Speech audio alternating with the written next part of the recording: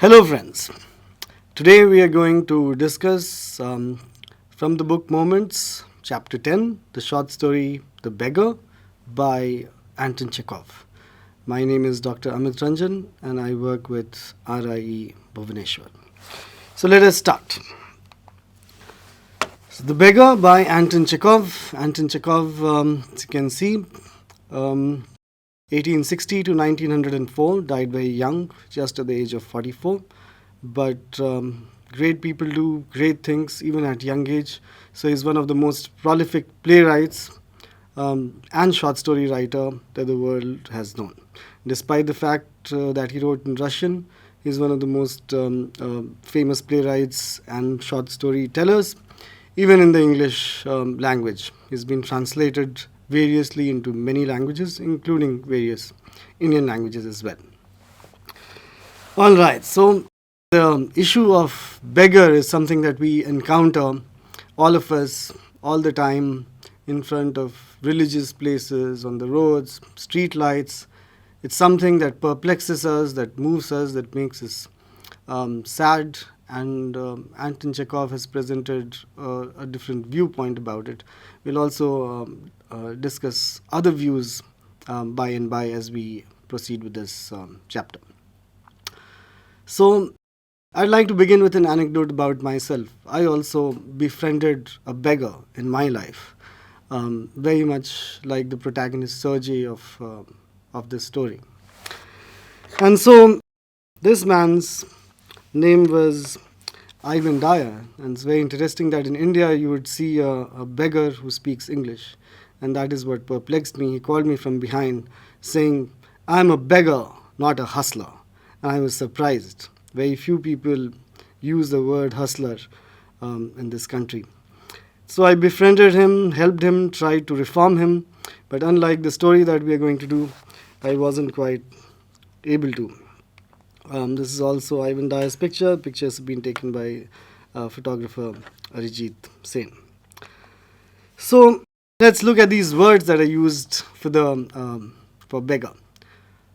So there are various words in our regional languages as well, and in English as well. So there's beggar, hustler, destitute, mendicant, tramp, various words with different kinds of meanings. And we should understand the nuances, the differences between words. We should be sensitive to language. So we'll go through all these synonyms and see what they mean and what a beggar actually is. So a beggar, as we understand it, is somebody who does not have the means to subsist, the means to live, and therefore they ask for alms. The origins of the idea of beggary, whether in European culture or in Indian culture, is religious. As you also know well, that there were Bodh bhikshus or Jain bhikshus or even Hindu bhikshus. So these are religious in that they are dedicated to the service of God and they do not have a means of livelihood, therefore they ask for money. That is one connotation. And the other connotation is where a person becomes extremely poor, does not have a means to subsist. So the word beggar itself, it has its origins in a proper noun. So proper noun is a name. So Father Begwin was a monk in one of the churches in Europe, and he started a movement whereby the female monks started asking for alms to be able to spend time in prayer rather than worry about their livelihood. This died out, and then the male monks took up this order, and so it's very interesting that it comes from a person's name. Think about it. Do you know other words that have origins in proper nouns? I'll give you an example. The word juggernaut, if you have heard it, Juggernaut, juggernaut. The word juggernaut means something that is heavy, difficult to move, like bureaucracy or any project that is garangutan, that is humongous. That word comes from nothing but Jagannath, Lord Jagannath of Puri. So the English could not pronounce the word Jagannath, so they made it Juggernaut. And it directly pertains to the Rath Yatra, which just concluded yesterday, because the Rath has to be moved by thousands and lakhs of people. And similarly, juggernaut means anything which is difficult to move, which requires humongous effort. So that's a fun fact. Hustler is a word which could mean a thief, a drug peddler, or the new interpretations of it, street musicians who sing on the street, play an instrument on the street, and people would come and give money in appreciation of their art. So you see there are such wildly varying meanings of the same word, but they all have their origin in the same idea of transaction. Destitute. Destitute is somebody who's reduced to bare minimum, who just does not have any means to live, who does not even cannot afford to eat. Mendicant is an interesting word, which also means a beggar. The Latin word menda means a cripple, and which is why there is the word amend. To the opposite of menda is amend, to correct somebody's disability. So mendicant would then be a beggar who's got disability, people who don't have hands or legs and who therefore cannot earn their livelihood and who therefore have to ask for alms from people. And then lastly, the word tramp. If you have seen Charlie Chaplin movies, you would see that there's Charlie the Tramp. There are often posters depicting him as that because he played the character of a tramp. So it comes from the verb tramp. You can understand it with the other verb trample also, to trample upon something.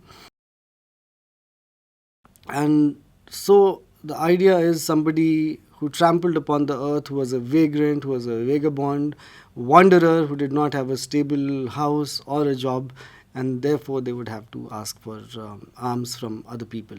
And therefore this synonym. And so these are 5 synonyms. Hope you'll remember them: beggar, hustler, destitute, mendicant, tramp. All right, let's go to the story now. The idea of a short story and the short story of an idea. So we have discussed these ideas in the previous 2 lessons that we did, especially the last leaf where we discussed in detail what the ideas of a short story are.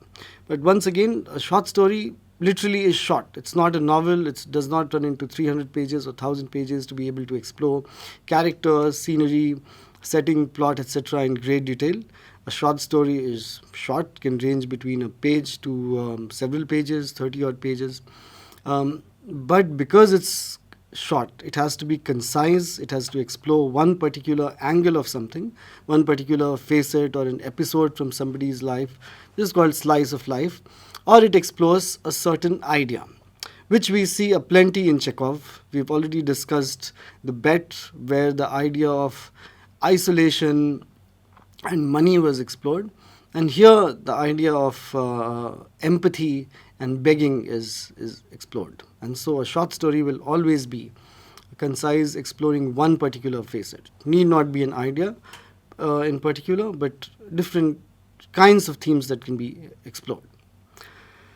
On the other hand, the short story of an idea, trying to theorize this, explores one particular theme. Like in this story, the idea of begging and the idea of empathy and social structures that create begging. What creates the idea of beggary? Why are there beggars? Are explored. So it's a very powerful story exploring one particular idea.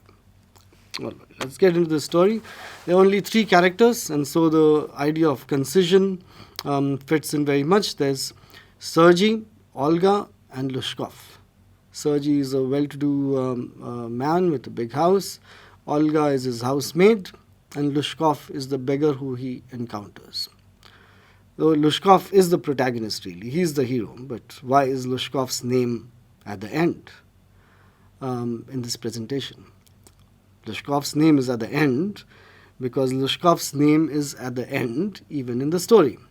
Sergei calls him a beggar. He does not ask his name until he has interacted with him 10 times. And this is a reflection. We need to think about people who provide a service, people who are poor.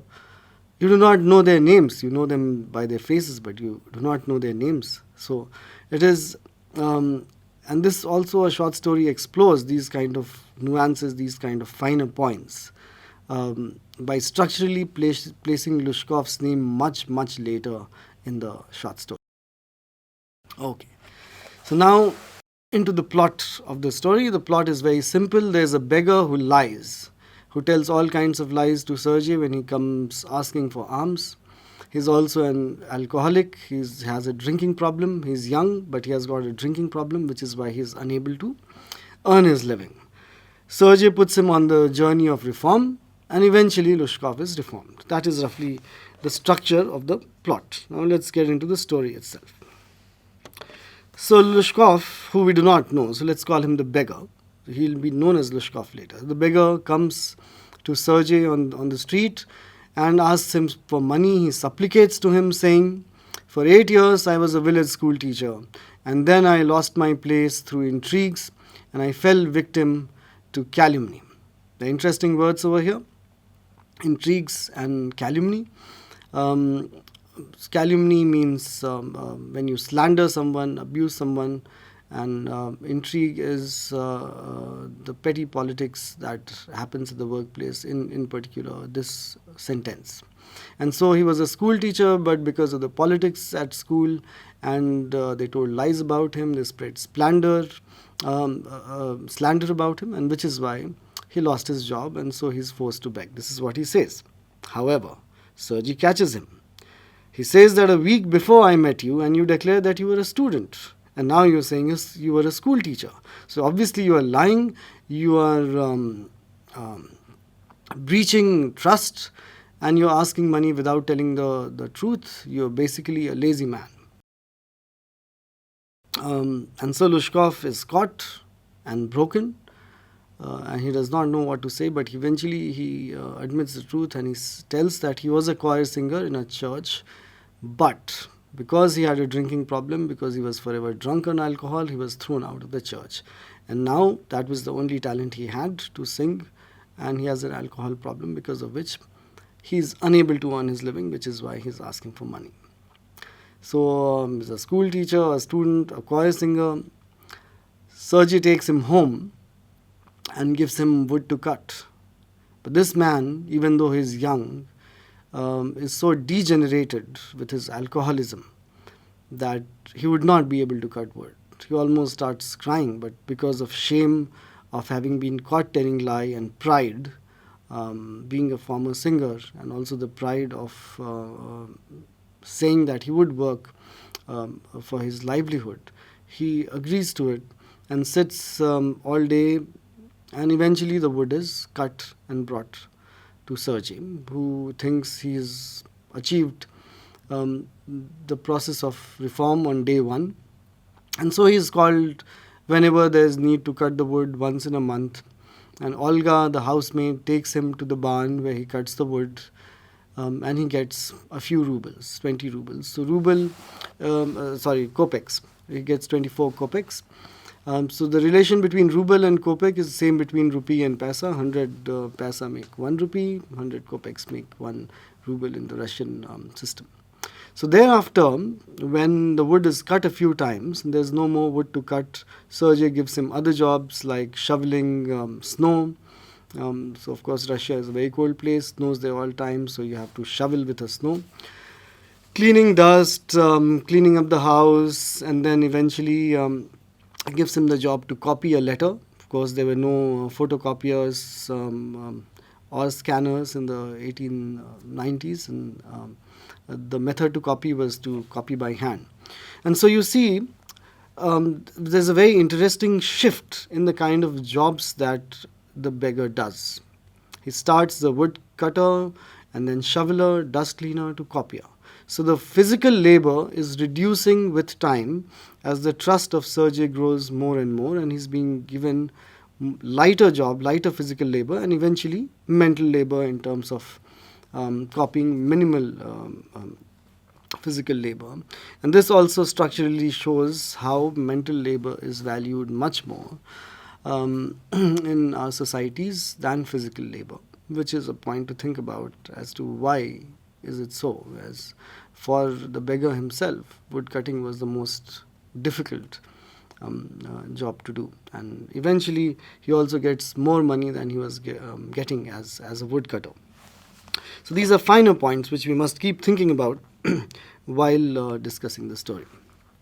Now, after he copies the letter for Sergei, uh, Lushkov vanishes. And this is the point when Sergei also asks him his name, and he says it's Lushkov.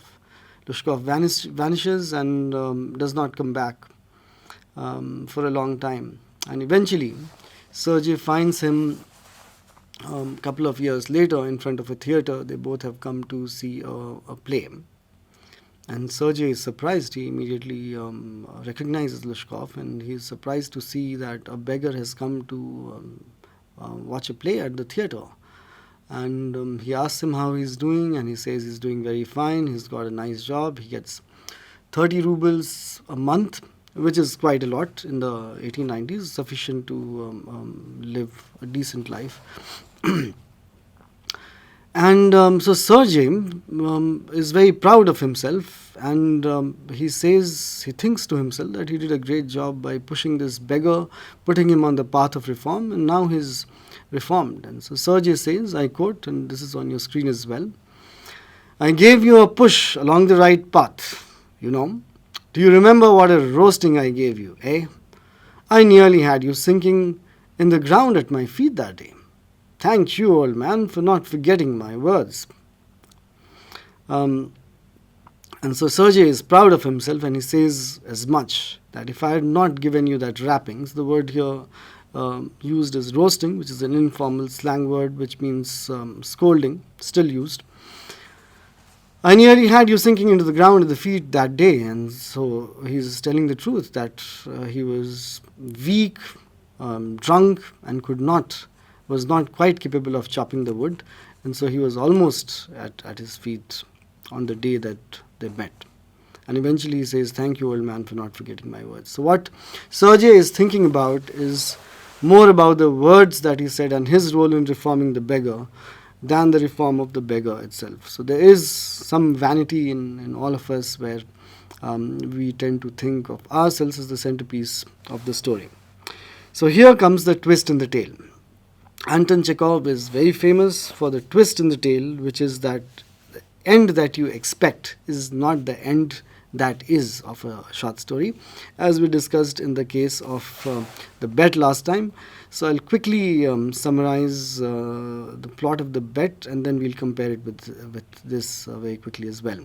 So in the bet, there's a bet between a rich middle-aged banker and a young man about staying in isolation and confinement. The young man accepts the challenge to live for 20 years inside a little room, and if he runs away even one day before 20 years, he would not get the money that has been promised by the rich man.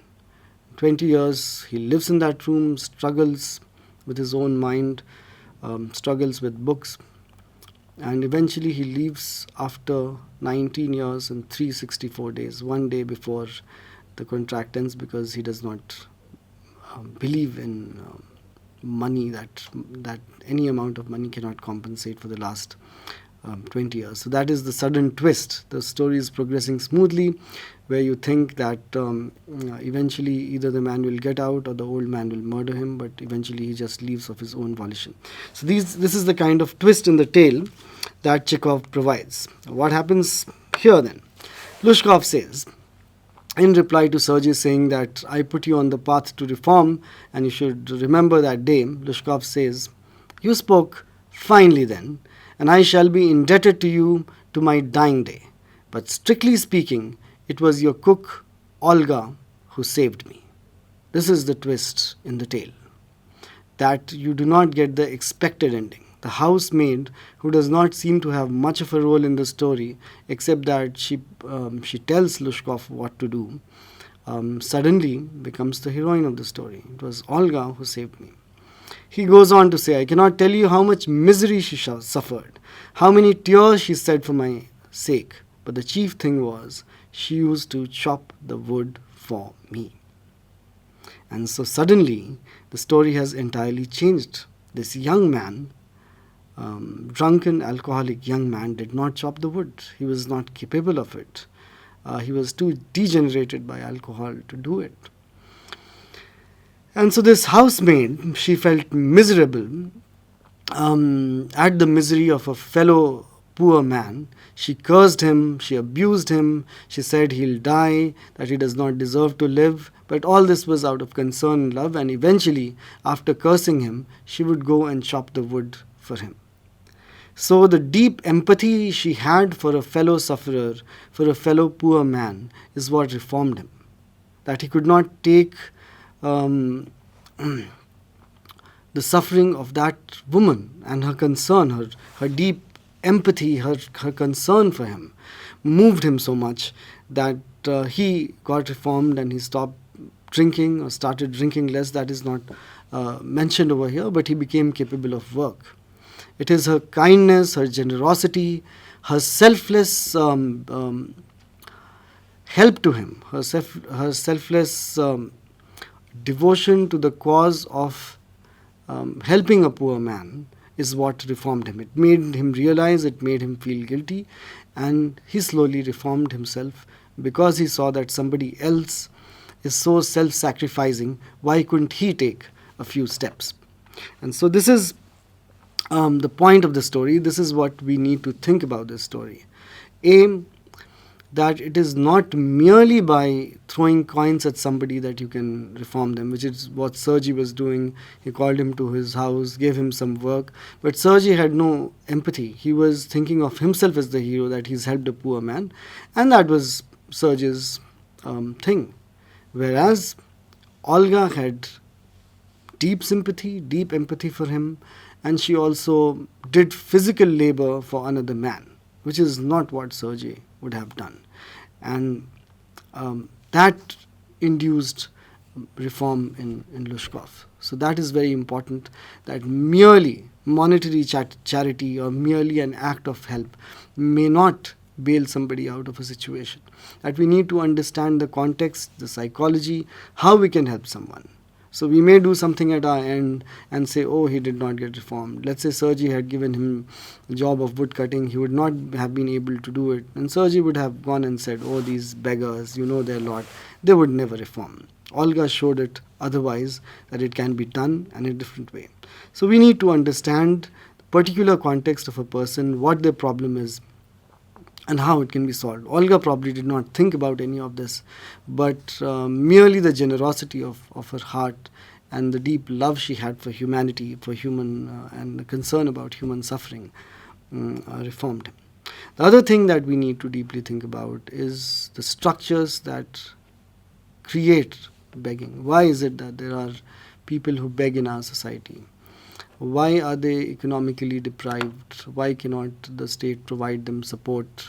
Let's say in Lushkov's case, it would be support with the problem of alcoholism.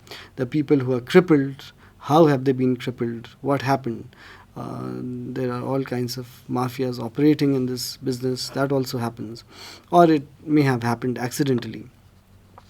But are those issues addressed, or do we just see a beggar at a street corner or at a red light or traffic light, and we just get used to it, we ignore it, we do not think about it? These are points to really ponder about the structures of our society, and that it needs to be reformed with individual efforts as well as with policy efforts from above.